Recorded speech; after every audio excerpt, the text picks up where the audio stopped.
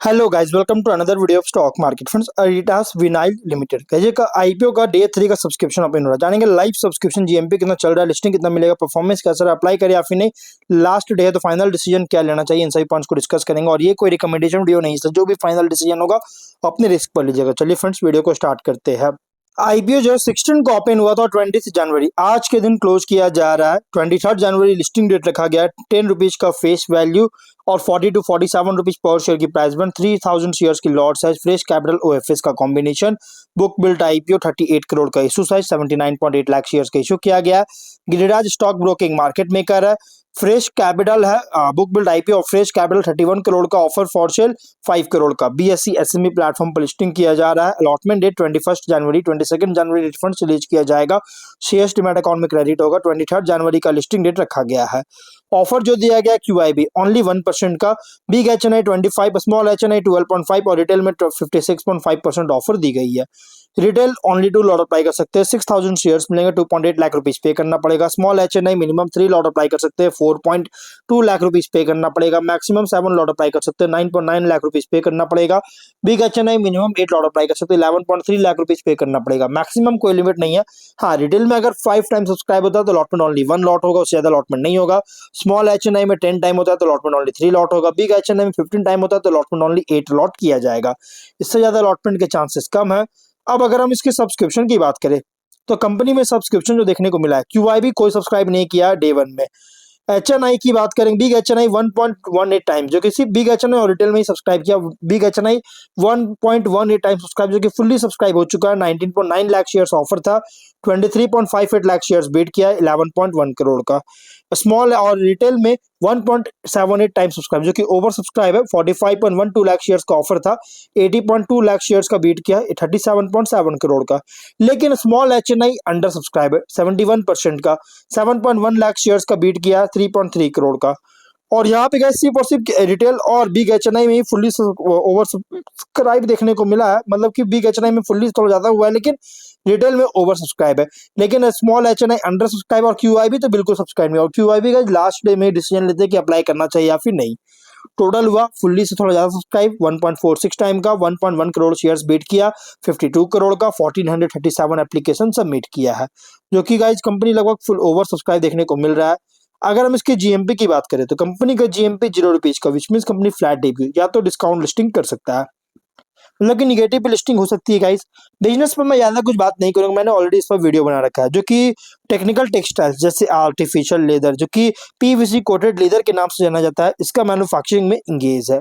Finance जो कि एक हाईली कॉम्पिटेटिव फ्रैगमेंटेड सेगमेंट में ऑपरेट हो रहा है। जो कि इसके कॉम्पिटिटर अगर हम बात करें, मिर्जा इंटरनेशनल, अमीन टैनरी इसके कॉम्पिटिटर है, सेम बिजनेस करता है। फाइनेंशियल 25 में 98 करोड़ का रेवेन्यू, 4.1 करोड़ का प्रॉफिट है। फर्स्ट हाफ में 40.6 करोड़ का रेवेन्यू, 2.4 करोड़ का प्रॉफिट है। अगस्त मंथ का है, जो कि देखिएगा तो लगातार कंसिस्टेंटली इंक्रीज कर रहा है कंपनी का फाइनेंशियल। अगर देखा जाए तो कंसिस्टेंटली इंक्रीज करता हुआ देखने को मिल रही है। और यहाँ पे अगर हम बात करें इस कंपनी के ऑब्जेक्टिव का, तो सोलर पावर प्रोजेक्ट के लिए कैपेक्स करना चाहता है, working capital requirement, general corporate purpose के लिए फंडिंग चाहता है, इसके आईपीओ लेकर आया। Ratios ROE ROCE 11.1, RONW 25.5%, debt to equity 1.65 time, PAT और मार्जिन और एबिटेडा मार्जिन 6 और 11.2%, PB और PE रेशियो 2.6 टाइम और 14.4 टाइम का। प्रोमोटर होल्डिंग का रेशियो 47.2 और पोस्ट रेशियो 28% का। मार्केट कैप 92.5 करोड़ का किया जा रहा है। अगर हम बात करें इस कंपनी के फाइनल डिसीजन क्या लेना चाहिए, तो ये स्वॉट एनालिसिस में आपको मालूम चलेगा। स्वॉट एनालिसिस करें, जिसमें अगर स्ट्रेंथ की बात करेंगे तो कंपनी जो है vinyl speciality polymer product segment में ऑपरेट हो रहा है, जिसमें पीवीसी, विनाइल कंपाउंड्स और रिलेटेड इंजीनियरिंग प्लास्टिक प्रोडक्ट्स का प्रोड्यूस करता है, जो कि यूज होता है पाइपिंग, कंस्ट्रक्शन, इलेक्ट्रिकल और इंडस्ट्रियल एप्लीकेशंस में। विनाइल प्रोडक्ट्स जो कि एसेंशियल यूटिलिटी होता है, इंफ्रा, वाटर सप्लाई, इलेक्ट्रिकल और कंडक्ट्स और इंडस्ट्रियल एप्लीकेशंस में यूज होता है, और जिससे स्टेडी बेस्ड डिमांड को सपोर्ट कर रही है। और कंपनी जो वैल्यू एडेड कंपाउंड सॉल्यूशंस का जो कि प्रोवाइड करने का अपॉर्चुनिटी मिल रहा है, जिससे टेलर कर सके स्पेसिफिक इंडस्ट्रियल रिक्वायरमेंट्स को, और खुद को अलग करता है बेसिक पॉलीमर सप्लायर से। और डोमेस्टिक प्रोडक्शन, जिससे इंपोर्ट पर डिपेंडेंसी रिड्यूस हो रहा है, और मेक इन इंडिया पोजीशनिंग को सपोर्ट कर रही है, पॉलीमर बेस्ड मटेरियल्स के लिए हेल्प कर रहा है सपोर्ट करने में। लेकिन वीकनेस भी है, स्केल जो है बहुत छोटा है बड़े कंपनीज के, एस्टैब्लिश्ड कंपनीज के सामने। जो कि परचेजिंग पावर, स्केल इकोनॉमीज और प्राइसिंग लेवरेज को लिमिट कर रही है। प्रॉफिटेबिलिटी जो कि सेंसिटिव है रॉ मटेरियल प्राइस वोलेटिलिटी पर, एग्जांपल पीवीसी रेजिन और प्लास्टिसाइजर्स, जो कि global petrochemical feed stock prices के बेस्ड पर जो सो फ्लक्चुएट कर सकती है। वर्किंग कैपिटल बहुत ज्यादा इंटेंसिव है, reason raw material finished goods का इन्वेंट्री प्लस रिसीवेबल्स जो कि B2B क्लाइंट से होता है। ब्रांड विजिबिलिटी पेनिट्रेशन जो कि लिमिटेड कर सकता है बड़े कंपनीज के कंपैरिजन में। अपॉर्चुनिटीज की बात करेंगे तो पीवीसी और विनाइल कंपाउंड्स का कंस्ट्रक्शन, इलेक्ट्रिकल, ऑटोमोटिव, पैकेजिंग और कंज्यूमर सेगमेंट्स में, क्योंकि इंफ्रास्ट्रक्चर और इंडस्ट्रियल एक्टिविटी दोनों एक्सपैंड कर रहा है जिसके लिए डिमांड जो है ग्रो कर रही है। और स्पेशलिटी विनाइल कंपाउंड्स और इंजीनियर्ड प्लास्टिक्स जैसे performance grades, flame retardant grades में एक्सपेंशन कर रही है जिससे हायर मार्जिन को कमांड कर सके।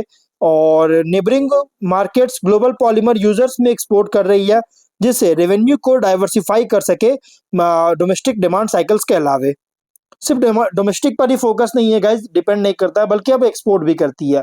और स्ट्रेटेजिक टाई अप किया है OEM pipe manufacturers, cable producers, industrial fabricators के साथ जो कि लॉन्ग टर्म सप्लाई कॉन्ट्रैक्ट्स को सिक्योर कर सके। थ्रेट की बात करते हैं, कंपटीशन इंटेंस बहुत ज्यादा है लार्ज पॉलीमर कंपाउंडर्स और मल्टीनेशनल प्लास्टिक सप्लायर्स के, जिनके पास स्केल, डिस्ट्रीब्यूशन, रीच और कॉस्ट एडवांटेज है। और रॉ मटेरियल प्राइस वोलेटिलिटी बहुत ज्यादा है क्रूड ऑयल प्राइस में चेंज होने के कारण, जिससे फीड स्टॉक कॉस्ट जो है स्विंग कर सकता है। अगर मार्जिन कॉम्प्रेस होता है तो मतलब मार्जिन कॉम्प्रेस कर सकता है, अगर सेलिंग प्राइस कॉस्ट लैग होता है और जिससे कॉस्ट प्राइस इंक्रीज होगा उसके बाद उसके वजह से। रेगुलेटरी और एनवायरमेंटल कॉम्प्लायंस कॉस्ट बहुत ज्यादा है प्लास्टिक मैन्युफैक्चरिंग और रिसाइकलिंग नॉर्म्स में, जो कि ऑपरेशनल एक्सपेंस को इंक्रीज कर सकता है। इकोनॉमिक स्लो डाउन अगर होता है एंड यूज सेक्टर्स में जैसे कंस्ट्रक्शन और ऑटोमोटिव, तो गाइज पॉलीमर बेस्ड प्रोडक्ट्स के लिए जो डिमांड है इसमें गिरावट आ सकता है जिससे बहुत बड़ा इंपैक्ट कर सकता है कंपनी के सेल्स में।